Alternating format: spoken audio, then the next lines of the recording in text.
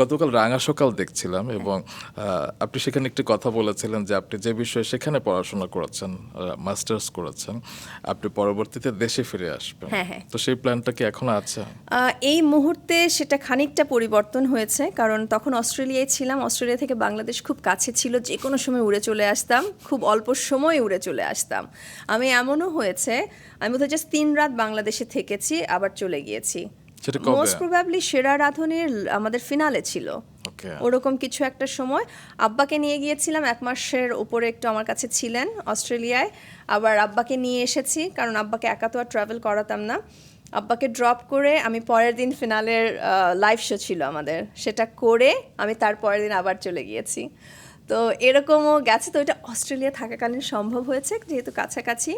কানাডার জন্য একটু দূরেই হয়ে গেছে, একটু বেশি দূরে হয়ে গেছে। আই উইশ প্লেনটা যদি উল্টা দিক দিয়ে যেত আর কি, তাহলে কাছাকাছি হতো। কিংবা দূরত্বটা যদি একটু কমিয়ে আনা যেত।